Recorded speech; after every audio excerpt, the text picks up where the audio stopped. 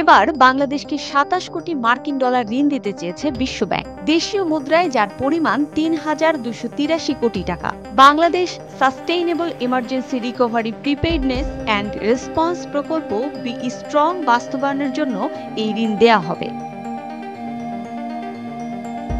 ২৫ মে রাজধানীর আগারগাঁওয়ে অর্থনৈতিক সম্পর্ক বিভাগে ইআরডি, বাংলাদেশ সরকার ও বিশ্বব্যাংকের মধ্যে এই ঋণ চুক্তি সই হয়।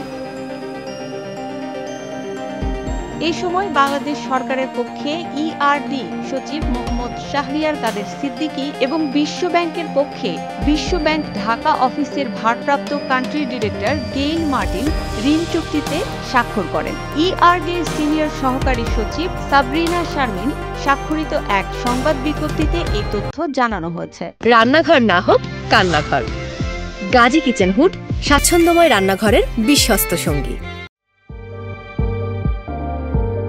এতে বলা হয়, প্রকল্পটিতে মন্ত্রণালয় বিভাগ ভিত্তিক ৫টি কম্পোনেন্ট রয়েছে। প্রকল্পটি পানি সম্পদ মন্ত্রণালয়ের আওতাধীন পানি উন্নয়ন বোর্ড, কৃষি মন্ত্রণালয়ের আওতাধীন কৃষি সম্প্রসারণ অধিদপ্তর এবং কৃষি উন্নয়ন কর্পোরেশন, দুর্যোগ ব্যবস্থাপনা ও ত্রাণ মন্ত্রণালয়ের আওতাধীন দুর্যোগ ব্যবস্থাপনা অধিদপ্তর, স্থানীয় সরকার বিভাগের আওতাধীন স্থানীয় সরকার প্রকৌশলী অধিদপ্তর এবং আর্থিক প্রতিষ্ঠান বিভাগের আওতাধীন সোশ্যাল ডেভেলপমেন্ট ফাউন্ডেশন এসডিএফ ২০২৫ সালের জুলাই থেকে ডিসেম্বর ২০৩০-এর মেয়াদে বাস্তবায়ন হবে। প্রকল্পের মূল উদ্দেশ্য হল গত ২০২৪ সালের আগস্টে দেশে সংঘটিত বন্যায় ক্ষতিগ্রস্ত রাস্তাঘাট, বাঁধ মেরামত এবং বন্যায় ক্ষতিগ্রস্তদের সহায়তা ও পুনর্বাসন করা।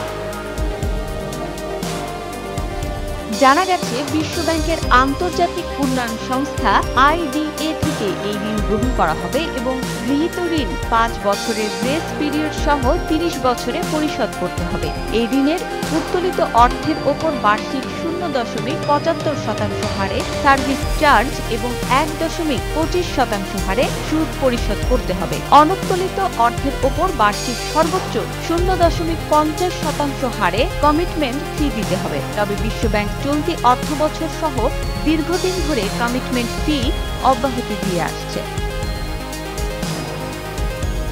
প্রসঙ্গত, বিশ্বব্যাংক বাংলাদেশের বৃহত্তম বহুপাক্ষিক উন্নয়ন অংশীদার। স্বাধীনতার পর থেকে বিশ্বব্যাংক বাংলাদেশের জন্য 43.50 বিলিয়ন মার্কিন ডলারেরও বেশি অর্থায়নের প্রতিশ্রুতি দিয়েছে, যা বাংলাদেশ এবং বিশ্বব্যাংকের মধ্যে পারস্পরিক সহযোগিতা গভীর করেছে।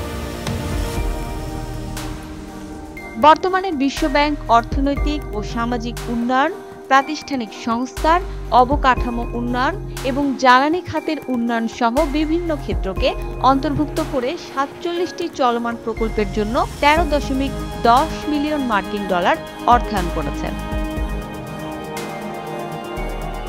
মুসবা আলীম তিন্নি, জিটিভি।